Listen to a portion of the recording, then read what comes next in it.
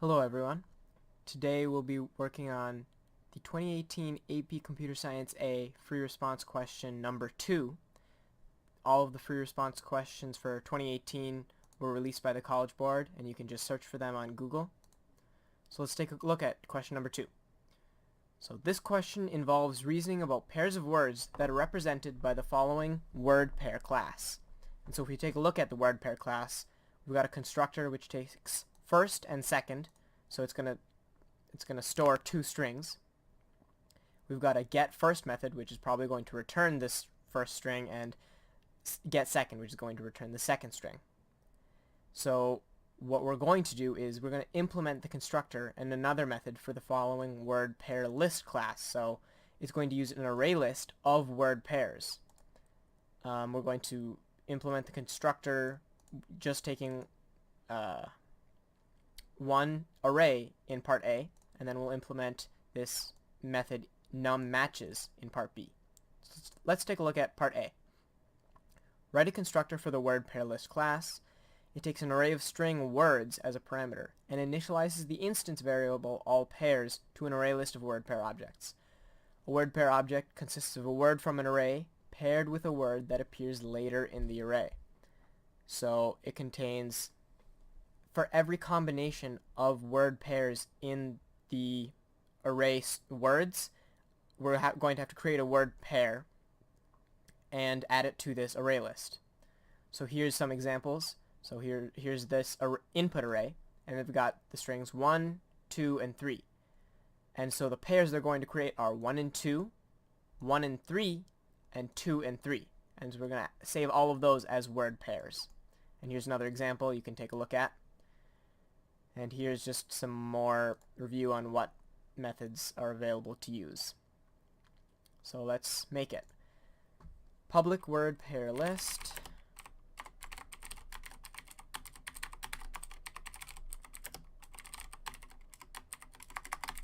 Okay, so the first thing we're going to want to do is initialize that array list that we looked at in the beginning.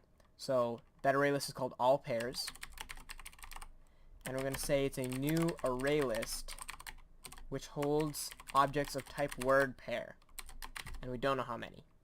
Okay, so we're going to have an input string array called words, and every single combination of words is what we want to add to this array list. So we'll use a nested for loop within another for loop to add each pair. So let's start for int I equals 0. I is less than words.length minus 1 I plus plus. Now this minus 1 is important.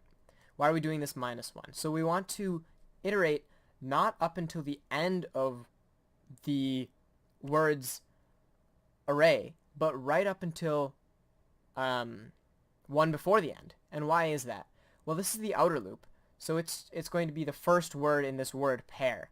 So if we go up until the second to last word in the words array, then our inner loop can just take that last word, and that's why we're only iterating up to words.length minus 1. Okay. Here we are. Okay.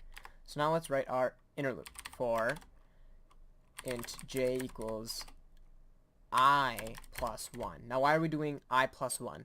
Well, for each word pair, we only want to make sure that within this array, right here, we've got this inner loop should start at the one after I. So this is maybe I is 0, then we want j to start at 1, so it can pair this 0 with this element and this element, but not itself.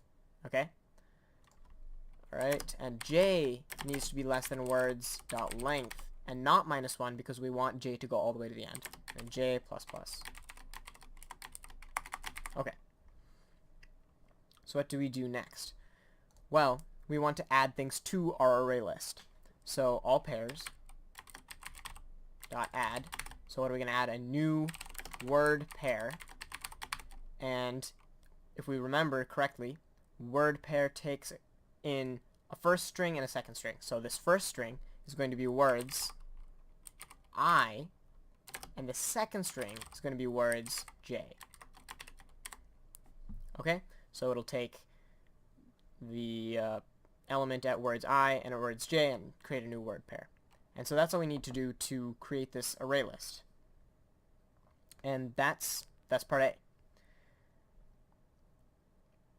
Part B. Write a word pair list method num matches. This method returns the number of word pair objects in all pairs for which the two strings match. So we need to basically iterate through this array list and say, hey, are the words in this word pair the same? That's all we need to look at. So let's go ahead and make that method. Public. Oh, actually, and we're going to return the number of ones that do match. Okay, so public int num matches. Whoops.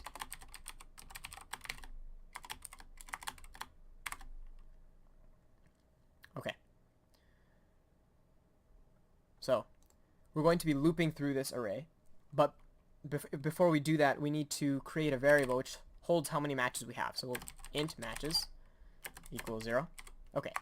Now we have many ways to loop through this array list.